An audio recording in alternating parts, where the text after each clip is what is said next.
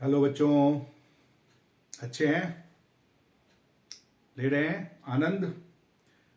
देखिए, हम लोग 13 चैप्टर के बहुत आगे इलेक्ट्रिक मोटर तक पहुंच गए थे। आज हम लोग इस वीडियो में आपको बताने जा रहा हूं आज मैं इलेक्ट्रोमैग्नेटिक इंडक्शन। अभी तक हमने जो पढ़ा, आपको याद होगा, स्टार्टिंग में मैंने बताया था कि इलेक्ट्रिक करंट से मैग्नेट और अब करंट में मैग्नेट।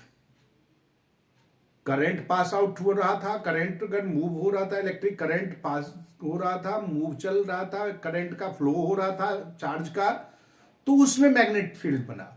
लेकिन अगर मैग्नेटिक फील्ड से हम लोग कैसे करंट निकाल दें, तो हम इस बारे में बात करेंगे।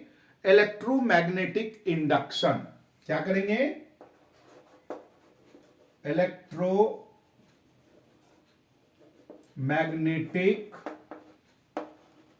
Induction. Induction that means induce current. इसके लिए क्या करते हैं कि एक होलो सिलेंड्रिकल लेते हैं, उसके ऊपर कॉपर वायर का, इंसुलेटेड कॉपर वायर लपेट देते हैं और मैग्नेट, बार मैग्नेट उसमें अंदर बाहर बार बार करते हैं, फ्रीक्वेंटली, जल्दी जल्दी, ताकि मैग्नेटिक फील्ड लाइन ओवरलैप्ड हो। और जब ये एक्सपेरिमेंट करके देखा गया तो ग्लैव्नोमीटर में उसका निडल में डिफ्लेक्शन हुआ, और ये डिफ्लेक्शन शो करता है कि when we overlap the magnetic field line then current is produce. एक होलो सिलेंड्रिकल लिया,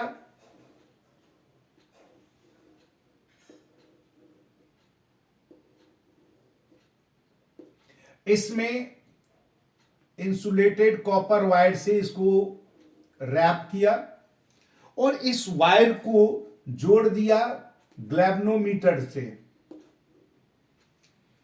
एक बार मैग्नेट लेते हैं,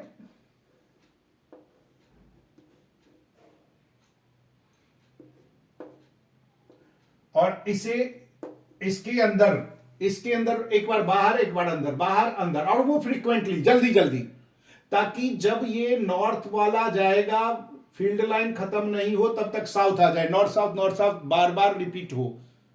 तो इस ग्लैव्नोमीटर में हमें निडल में दिखाई देता है डिफ्लेक्शन। इसका मतलब कि करंट जब फील्ड लाइन को इंड्यूस किया, हमने फील्ड लाइन को ओवरलैप किया, तो उसके बीच में से करंट डेवलप हुआ, करंट, बिजली, उसमें से फ्लोइंग ऑफ करंट शुरू हुआ। लेकिन फिर प्रॉब्लम आया कि आखिर ये इंड्यूस जो होगा, करंट जो क्रिएट हुआ, वो हमारा, उसका डायरेक्शन कैसा होगा? तो फिर से हम लोग फ्लेमिंग्स राइट हैंड रूल लेते हैं। According to right hand rule, अगर हम लोग मैग्नेटिक फील्ड, ये इंडेक्स फिंगर हमारा मैग्नेटिक फील्ड है, मैग्नेटिक फील्ड में मूवमेंट क्रिएट करते हैं, मूवमेंट ऑफ कंडक्टर करते हैं, तो करंट जनरेट होता।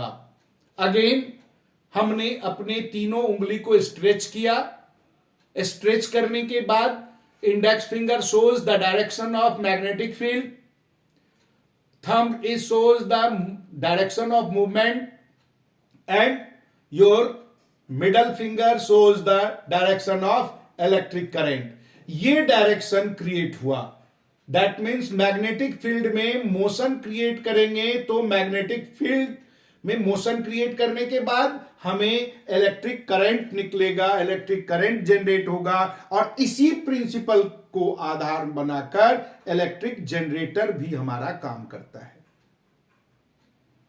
Fleming's right hand rule shows the direction of electric current produced by the movement of conductor in magnetic field.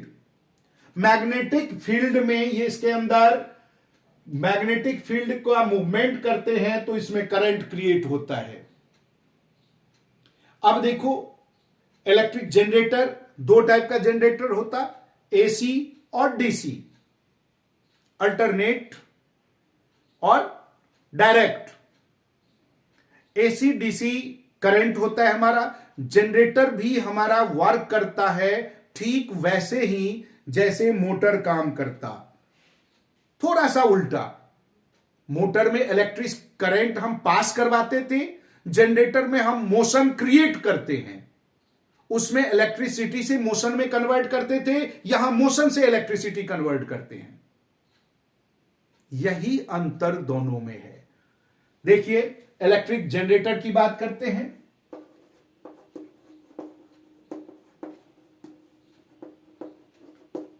Electric generator, इसके लिए भी हमें वही दो हमें लेना होगा, मैग्नेटिक फील्ड का फील्ड लाइन नॉर्थ साउथ, इसके बीच में हम लोग आर्मेचर लगाते हैं।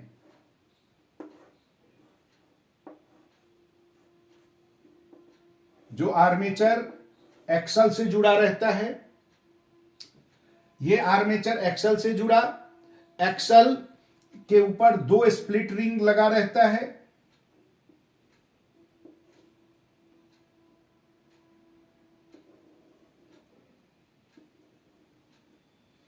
ये दो स्प्लिट रिंग जिसको हम B1 और B2 से जोड़ते हैं,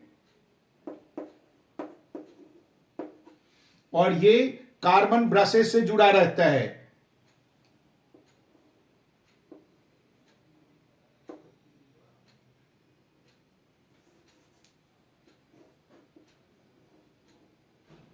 ये B2 है और ये B1, ये कार्बन ब्रशेस से जुड़ा रहता है स्प्लिट रिंग, और एक्सल आगे हम किसी भी चीज से इस एक्सल को रोटेट करवाते हैं।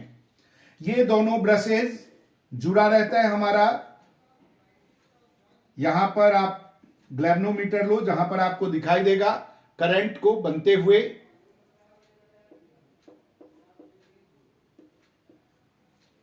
ठीक है, इस तरीके से हम लोग करंट को क्रिएट करेंगे।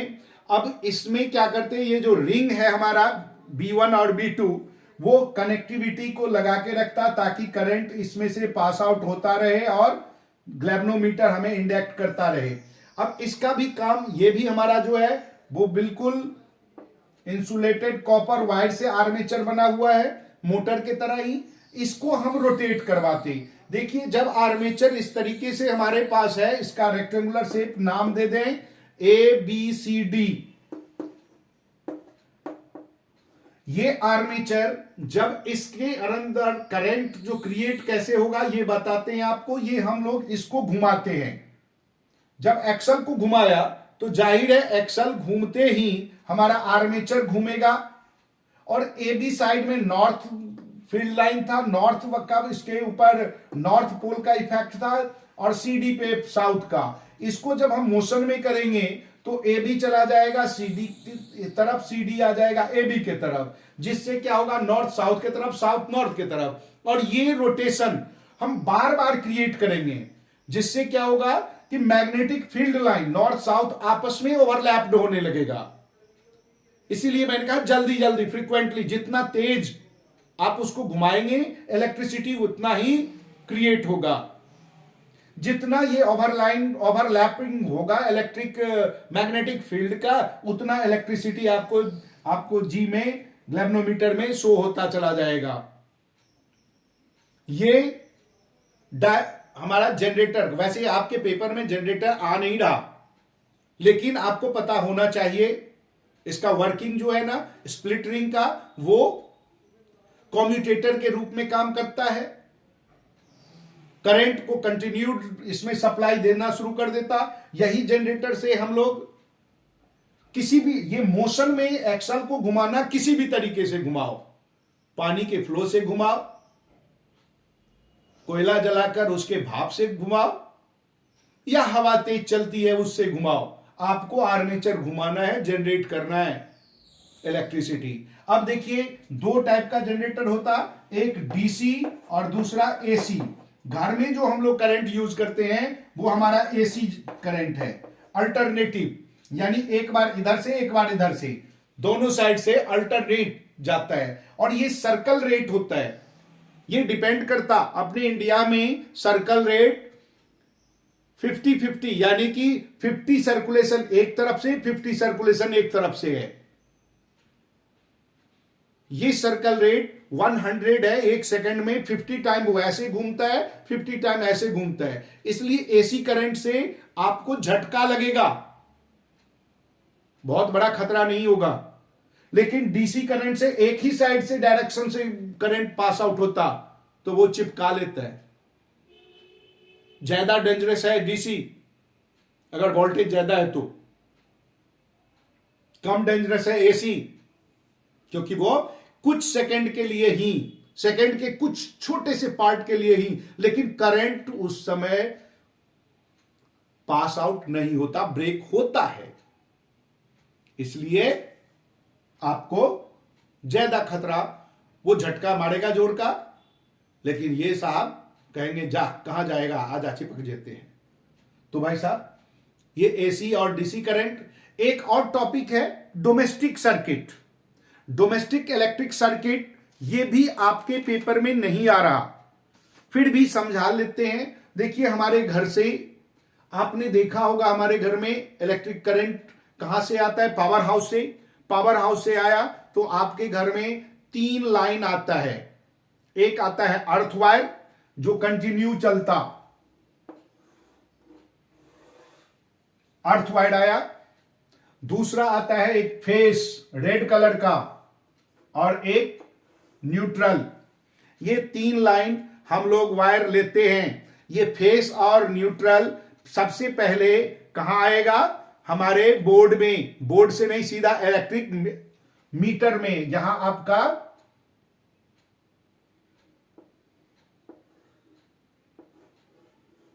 ये इलेक्ट्रिक मीटर लगा हुआ है।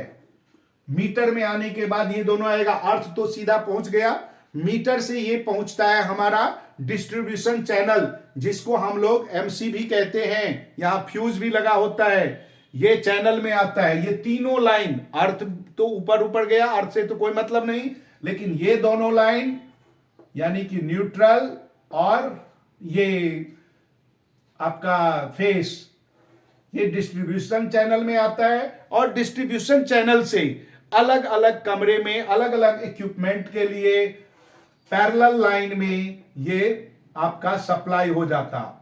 हर एक लाइन में जाएगा, जितना भी लाइन आप निकालेंगे हर में जाएगा। और यहां से एक तो फेस आपका जाएगा, और यहां से अर्थ इसको जुड़ेगा। फिर एक ये लाइन आया, इस डिवाइस में अर्थ यहां भी आके जुड़ेगा। मतलब अर्थिंग लाइन जो है ना, हर एक में, ये आपका फेस है जिसमें करंट होता है, और ये न्यूट्रल है। इसको हम फेस लाइन को लाइव भी कहते हैं, तो लाइव ही लिखिए तो अच्छा है। और इसको थर्ड लाइन न्यूट्रल होता, जो ओवरलैप अगर हुआ तो इसके ऊपर से पास आउट हो गया। इस तरीके से जितने भी इक्विपमेंट्स हैं, उन सभी इक्विपमेंट्स में करंट आपका डिस्ट्रीब्यूटेड होगा। ये आपका डिस्ट्रीब्यूशन चैनल है। यहां से जितने भागों में आपको भेजना है, उतने आपके पास एमसी लगा होगा, हर कमरे के लिए अलग अलग। इस तरीके से होता। अब देखिए, स्विच में ऑन ऑफ होता है, जो ही ऑन हुआ तो करंट पास, ऑफ हुआ तो करंट नहीं जाएगा। ये तो आप जानते हो बड़े अच्छे ढंग से। दूसरी बात, ये जो है ना, सब हमारा फिक्स होता। घर में हमें कितने का कंजम्पशन है, मीटर जब आपको लगाने वक्त में पूछता होगा 1 किलो का लगाएं, 2 किलो का लगाएं, मतलब how much equipment you are going to use, और उतने ही करंट का आपका डिवाइस लगेगा, उतना ही करंट कैरिंग कंडक्टर होगा, और आप यूटिलाइज करेंगे। इसी में अगर ओवर आपने लगा दिया, जितनी कैपेसिटी है उससे ज्यादा कर दिया, तो शॉर्ट सर्किट होगा,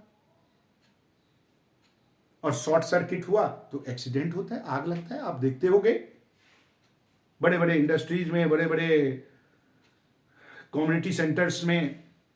अभी रिसेंटली आग लग गया था चांदनी चौक के भागीरथ पैलेस में, ये शॉर्ट सर्किट से ही होता, ओवरलोडिंग से होता है। हमारा सही इक्विपमेंट और हमारा सही वायरिंग का मतलब होता है कि आपके हर कमरे में जितने भी इक्विपमेंट्स हैं, जितना भी बल्ब आप यूज कर रहे हो, फैन यूज कर रहे हो, कूलर, एसी, जो भी आप यूज कर रहे हो, सबके लिए इंडिविजुअली पैरेलल वायर जाता है। और लेकिन उसका बोर्ड होना चाहिए, हर एक पर फ्यूज होना चाहिए, सेप्टिक डिवाइस ओवरलोडेड नहीं हो, हमारे घर में उतना ही कैपेसिटी आए जितना हमें यूज करना है, तो शॉर्ट सर्किट नहीं होगा। अच्छे क्वालिटी का वायर आप यूज करें, शॉर्ट सर्किट नहीं होगा। ठीक है, हमारा ये chapter magnetic effect of electric current समाप्त हो रहा है। हम लोग अगले वीडियो में अगले चैप्टर के साथ आएंगे। तब तक आप लोगों को सब्सक्राइब, लाइक, शेयर तो करना ही है, और कमेंट बॉक्स में लिख दीजिए अगला चैप्टर कौन सा आप करना पसंद करेंगे, वही चैप्टर शुरू करेंगे। तब तक बाय।